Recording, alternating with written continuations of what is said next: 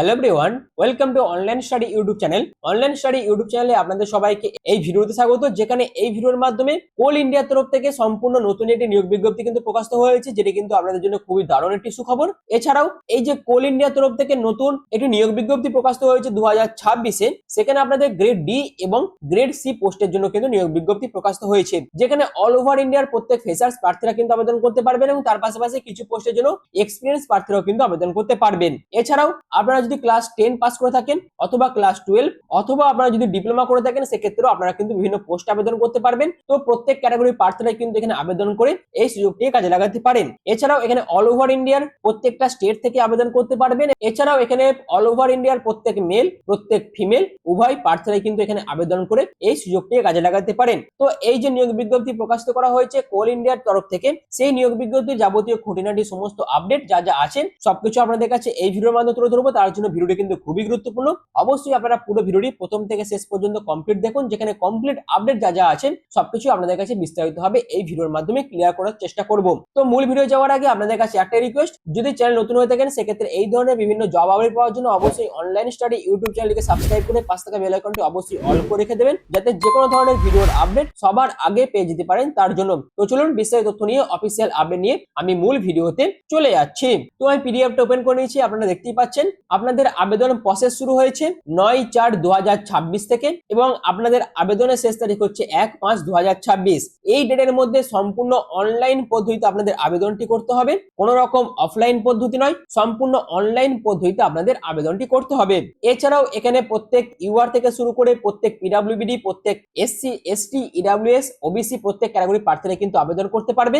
এবার আসি আবেদন করার জন্য এডুকেশন কোয়ালিফিকেশন বা এলিজিবিলিটি ক্রাইটেরিয়া, যেখানে dumper operator, grader operator, dozer operator, crane operator, payloader operator, surface minor operator, এই সমস্ত পোস্টে আবেদন করার জন্য অবশ্যই আপনাদের মাধ্যমিক পাস করে থাকতে হবে এবং তার পাশাপাশি ভ্যালিড এইচএমভি অথবা transport licence issued from any RTA অথবা আরটিও অফ ইন্ডিয়ান স্টেটের তরফ থেকে যদি আপনাদের ভ্যালিড হেভি মোটর ভেহিকলের উপর ড্রাইভিং লাইসেন্স থেকে থাকে, সেক্ষেত্রে অবশ্যই আপনারা কিন্তু আবেদন করতে পারবেন। এরপর আসি বেশ কিছু প্যারামেডিক্যাল পোস্ট আছে, যেমন স্টাফ নার্স পোস্ট আছে, সেখানে আবেদন করার জন্য ক্লাস 12 পাস করে থাকতে হবে এবং নার্সিং এর উপর ব্যাচেলর ডিগ্রির প্রয়োজন আছে এবং তার পাশাপাশি যে কোনো স্টেট নার্সিং কাউন্সিল থেকে আপনাদের কিন্তু ভ্যালিড রেজিস্ট্রেশন নাম্বারেরও কিন্তু প্রয়োজন আছে। এছাড়াও ফার্মাসিস্ট ট্রেনি পোস্টের জন্য আপনাদের ক্লাস 12 পাস করে থাকতে হবে এবং ফার্মাসিস্ট উপর আপনাদের ডিপ্লোমা থাকলেই আপনারা আবেদন করতে পারবেন। তার পাশাপাশি রেজিস্ট্রেশন নাম্বারের প্রয়োজন আছে। টেকনিশিয়ান প্যাথোলজিক্যাল পোস্টের জন্য প্যাথোলজির উপর যদি আপনাদের ডিপ্লোমা থেকে থাকে, সেক্ষেত্রে এই পোস্ট আবেদন করতে পারবেন। টেকনিশিয়ান ডেন্টাল পোস্টের জন্য ক্লাস 12 এর পাশাপাশি ডেন্টিস্ট্রি বা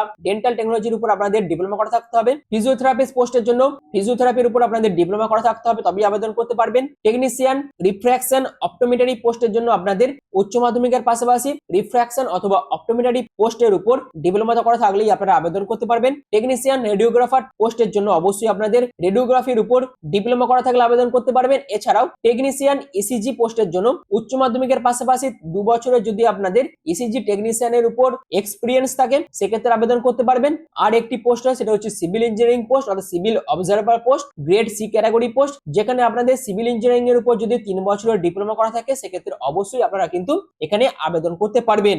এছাড়াও এখানে সিলেকশন প্রসেসের মধ্যে আপনাদের একটি 100 নম্বরের রিটেন এক্সাম হবে। সেই 100 নম্বর রিটেন এক্সামের মধ্যে আপনাদের প্রত্যেকটা ট্রেড ওয়াইজ 70 নাম্বার থাকবে আর বাকি 30 নাম্বার থাকবে জিকে, রিজনিং, এই সমস্ত টপিক থেকে। আমি পরবর্তীকালে রিটেন এক্সামের সিলেবাসটা আরো বিস্তারিতভাবে আলোচনা করে দেবো, তার জন্য অবশ্যই আপনারা পুরো ভিডিওটি প্রথম থেকে শেষ পর্যন্ত দেখতে থাকুন। এছাড়াও আবেদন করার জন্য আপনাদের যে এডুকেশন কোয়ালিফিকেশন বলে দিয়েছে, সেই এডুকেশন কোয়ালিফিকেশন যা যা আছে আপনাদের এবং যে যে পরীক্ষাগুলি আপনারা পাস করেছেন, সেই সমস্ত পরীক্ষাতে অবশ্যই এই পার্সেন্টেজ মার্কস আপনাদের প্রয়োজন আছে আবেদন করার ক্ষেত্রে।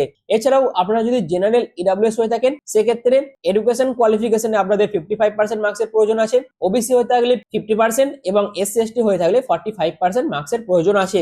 এছাড়াও প্রত্যেক ইউআর থেকে শুরু করে প্রত্যেক পিডব্লিউবিডি, ইডব্লিউএস, ওবিসি, এসসি এসটি প্রত্যেক ক্যাটাগরি প্রার্থীরা কিন্তু আবেদন করে সুযোগটি কাজে লাগাতে পারে। এবার আসি আপনাদের প্রতি মাসে কত টাকা করে বেতন দেওয়া হবে। যদি আপনারা গ্রেড ক্যাটাগরি 1 এই পোস্ট আবেদন করতে পারেন, যেখানে ডাম্পার অপারেটর থেকে সারফেস মাইনার অপারেটর, এগুলো হচ্ছে গ্রেড ক্যাটাগরি 1 পোস্ট, যেখানে আপনাদের ডেলি কার্ড বেসিসে কিন্তু টাকাটা দেওয়া হবে। অর্থাৎ প্রতিদিনে আপনাদের কত টাকা করে বেসিক পে থাকছে, 1500 টাকা করে কিন্তু আপনাদের পার ডে হিসেবে মাইনে দেওয়া হবে। যেখানে আপনাদের 3 বছরের ট্রেনিং পিরিয়ড থাকছে। 3 বছর কমপ্লিট করার পর আপনাদের কিন্তু ফাইনালি হবে প্লেসমেন্ট দেওয়া হবে। এরপর গ্রেড সি ক্যাটাগরি যে পোস্ট আছে সেখানে প্রতি মাসে আপনাদের 47,330 টাকা বেতন দেওয়া হবে। 1 বছরের ট্রেনিং কমপ্লিট করার পর আপনাদের ফাইনালি হবে প্লেসমেন্ট দেওয়া হবে। এরপর আপনাদের গ্রুপ ডি ক্যাটাগরির যে সমস্ত পোস্টগুলো আছে সেখানে আপনাদের প্রতি মাসে 43,775 টাকা বেতন দেওয়া হবে। 3 বছরের ট্রেনিং পিরিয়ড আছে। 3 বছরের ট্রেনিং পিরিয়ড কমপ্লিট করার পর তারপর আপনাদের সাকসেসফুলি হবে প্লেসমেন্ট দেওয়া হবে। তারপর আপনাদের সিভিল ইঞ্জিনিয়ারিং যে পোস্ট আছে সেখানে সিলেকশন হয়ে যাওয়ার পর প্রতি মাসে আপনাদের 47,330 টাকা বেতন দেওয়া হবে। 1 বছরের ট্রেনিং পিরিয়ড থাকবে, তারপর আপনাদের ফাইনালি হবে প্লেসমেন্ট দেওয়া হবে। তো এই হচ্ছে পুরো বিষয়টা। এবং এই বেতনের পাশাপাশি আপনারা বিভিন্ন অ্যালোয়েন্স যেমন ডিএ থেকে শুরু করে অ্যাটেন্ডেন্স বোনাস, স্পেশাল অ্যালোয়েন্স থেকে শুরু করে ট্রান্সপোর্ট সাবসিডি, মেডিকেল ফেসিলিটি থেকে শুরু করে বিভিন্ন অ্যালোয়েন্স আপনারা কিন্তু টাইম টু টাইম পেয়ে যাবেন। তো এটি কিন্তু প্রত্যেকের জন্য খুবই ভালো একটা অপরচুনিটি। 30 এর মধ্যে হয়ে থাকে আর এই বয়সটা এই সুযোগটি কাজে লাগাতে পারেন। এছাড়াও আবেদন করার জন্য আপনাদের এজ লিমিট কি প্রয়োজন? আপনাদের বয়স যদি 18 থেকে 30 এর মধ্যে হয়ে থাকে আর এই বয়সটা যদি 1/5/2026 ধরে আপনাদের যদি এই বয়স হয়ে থাকে সেক্ষেত্রে অবশ্যই আবেদন করতে পারবেন। এসসি এসটি দের ক্ষেত্রে 5 বছর, ওবিসি দের ক্ষেত্রে 3 বছর, পিডব্লিউডি এর ক্ষেত্রে 10 বছর করে এজ রিডাকশন আছে। অবশ্যই এই সমস্ত এজ রিডাকশন পাওয়ার জন্য ক্যাটাগরি ওয়াইজ যে সার্টিফিকেটের ফরম্যাট এই নোটিফিকেশনে বলে দিয়েছে সেই নোটিফিকেশনের ফরম্যাট অনুযায়ী আপনারা কিন্তু আপনাদের ক্যাটাগরি ওয়াইজ সার্টিফিকেটগুলো বানিয়ে রেখে দেবেন এবং ডকুমেন্টস ভেরিফিকেশনের টাইম এবং তার পাশাপাশি আবেদনের টাইমেও আপনারা কিন্তু সেই ফরম্যাটেই ডকুমেন্টসগুলো আপলোড করবেন। তো এই তো হচ্ছে এজ লিমিটের বিষয়টা। আশা করি পুরো বিষয়টা ক্লিয়ার করতে পেরেছি। এরপর আসি আবেদন মূল্য।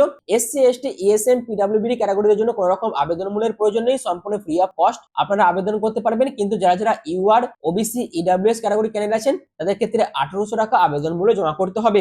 আর এই আবেদন মূল্য আপনারা অনলাইন পদ্ধতিতে net banking, credit card, debit card use করে আবেদন মূল্য জমা করতে পারবেন। এছাড়াও আবেদনের টাইমে আপনারা যদি কিছু ভুল ইনফরমেশন দিয়ে আবেদন করে থাকেন বা তার পাশাপাশি যদি আপনারা ইনকমপ্লিট অ্যাপ্লিকেশন ফর্ম জমা করে থাকেন এবং আপনারা যদি কিছু গিল্টি বা মিসকন্ডাক্ট করে থাকেন সেক্ষেত্রে অবশ্যই আপনাদের ফর্ম কিন্তু সম্পূর্ণরূপে রিজেক্ট করে দেওয়া হবে বা আপনাদের ক্যান্ডিডেশন বাতিলও করে দেওয়া হবে। তো এই তো হচ্ছে পুরো বিষয়টা।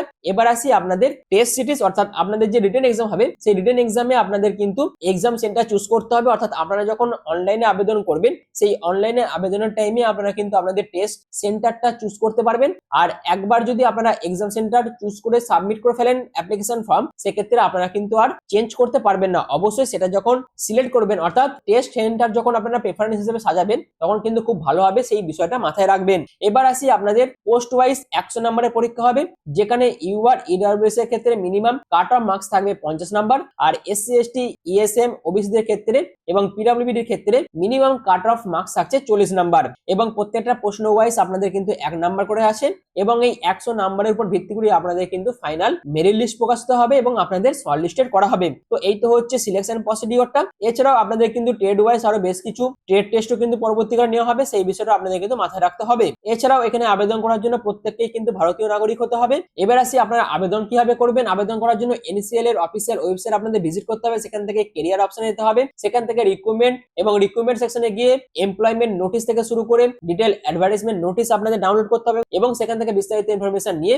আপনাদের অ্যাপ্লাই অনলাইন অপশনে ক্লিক করে valid email ID, valid phone number দিয়ে আপনাদের প্রথমে রেজিস্ট্রেশন করতে হবে, তারপর basic details, address details, education details, documents upload, finally ভাবে আপনাদের আবেদন মূল্য জমা করে ফাইনালি আপনারা কিন্তু আবেদনটি করতে পারবেন। এবং আবেদন করার টাইমে আপনাদের যে সমস্ত ডকুমেন্টস এর প্রয়োজন আছে তার মধ্যে অবশ্যই রিসেন্ট পাসপোর্ট সাইজ ফটোগ্রাফের প্রয়োজন আছে, সিগনেচারের স্ক্যান কপি, ক্লাস 10, 12 এবং ডিপ্লোমার মার্কশিট সার্টিফিকেট এবং তার পাশাপাশি ক্যাটাগরি ওয়াইজ সার্টিফিকেট এবং ইডব্লিউএস হয়ে থাকলে ইডব্লিউএস সার্টিফিকেটের প্রয়োজন আছে। এছাড়াও পরবর্তীকালে কিন্তু টেবিল আকারে পোস্ট ওয়াইজ কি কি ডকুমেন্টস আপনাদের আপলোড করতে হবে তার বিস্তারিত তথ্য কিন্তু এখানে বলে দেওয়া আছে। অবশ্যই এই জায়গাগুলো আপনারা একবার চেক আউট করে নেবেন। এছাড়াও এখানে যে ডকুমেন্টস গুলো বলে দেওয়া আছে এই ডকুমেন্টস গুলো তো আপনারা আবেদনের টাইমে আপলোড করবেনই, কিন্তু একটা বিষয় মাথায় রাখবেন, যখন আপনারা ডকুমেন্ট ভেরিফিকেশনের টাইমে যাবেন এই সমস্ত ডকুমেন্টস এর অরিজিনাল পাশাপাশি সেলফ অ্যাটেস্টেড ফটোকপিও আপনাদের কিন্তু সঙ্গে করে নিয়ে যেতে হবে। তো এগুলো কিন্তু খুবই বেসিক এবং গুরুত্বপূর্ণ বিষয়, অবশ্যই আবেদন করার আগে এই বিষয়গুলোকে আপনাদের মাথায় রাখতে হবে। তো প্রত্যেকটা খুঁটিনাটি যাবতীয় ইম্পর্টেন্ট পয়েন্টস গুলো আমি আপনাদের কাছে আলোচনা করে দিচ্ছি এই ভিডিওর মাধ্যমে। বাদ বাকি সমস্ত তথ্যই কিন্তু আপনারা এই অফিসিয়াল নোটিফিকেশন থেকে কালেক্ট করতে পারবেন। এছাড়াও এই নোটিফিকেশনে কিন্তু আপনাদের যে রিটেন এক্সাম হবে সেই রিটেন এক্সামের সিলেবাসটা বলে দেওয়া আছে। যারা যারা অপারেটর পোস্ট আবেদন করবেন তাদের 100 নম্বরের পরীক্ষা হবে, যেখানে রোড সাইন থেকে শুরু করে ট্রাফিক রুল এই সমস্ত সাবজেক্টের উপর আপনাদের 100 নম্বরের পরীক্ষা হবে। এছাড়াও যারা যারা প্যারামেডিক্যাল পোস্ট আবেদন করবেন তাদের 70 নাম্বার থাকছে, ডিপার্টমেন্টাল নলেজের উপর আপনাদের 70 নাম্বার থাকছে এবং ডিপার্টমেন্টাল নলেজের উপর উপর কোন কোন সাবজেক্ট গুলো বা কোন কোন টপিক গুলো আপনাদের কভার করতে হবে তার বিস্তারিত তথ্য কিন্তু এখানে বলে দেওয়া আছে। অবশ্যই এইগুলো আপনারা কিন্তু মাথায় রাখবেন এবং এই টপিক গুলো কভার করার চেষ্টা করবেন। আর বাকি 30 নাম্বার যেটা থাকবে সেখানে আপনাদের জেনারেল নলেজ থেকে শুরু করে general awareness, reasoning, verbal and mental ability, quantitative অ্যাপটিটিউডের উপর আপনাদের 30 নাম্বারের পরীক্ষা হবে। টোটাল আপনাদের 100 নাম্বারের পরীক্ষা হবে। তো এটা হচ্ছে প্যারামেডিক্যাল পোস্টের জন্য। এছাড়াও এর পরবর্তীতে যারা যারা সিভিল ইঞ্জিনিয়ারিং পোস্ট আবেদন করবেন তাদের ক্ষেত্রে 70 নম্বরে কিন্তু টেকনিক্যাল নলেজের উপর আপনাদের প্রশ্ন থাকবে।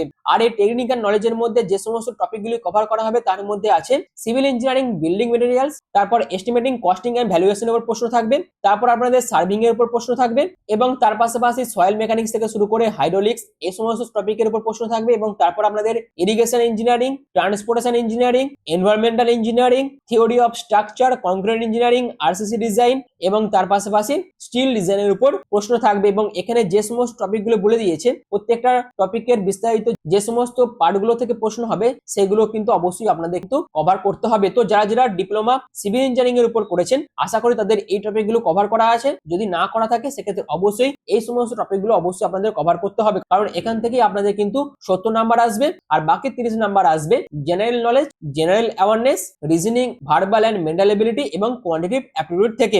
আশা করি পরীক্ষার সিলেবাসটা আপনাদের কাছে ক্লিয়ার করতে পেরেছি। এছাড়াও পোস্ট ওয়াইজ, ক্যাটাগরি ওয়াইজ যে সার্টিফিকেটের ফরম্যাট সেটা কিন্তু এখানে দিয়ে দেওয়া আছে। অবশ্যই এই সার্টিফিকেটের ফরম্যাট অনুযায়ী আপনারা কিন্তু আপনাদের ক্যাটাগরি ওয়াইজ সার্টিফিকেট গুলো বানিয়ে রেখে দিতে হবে।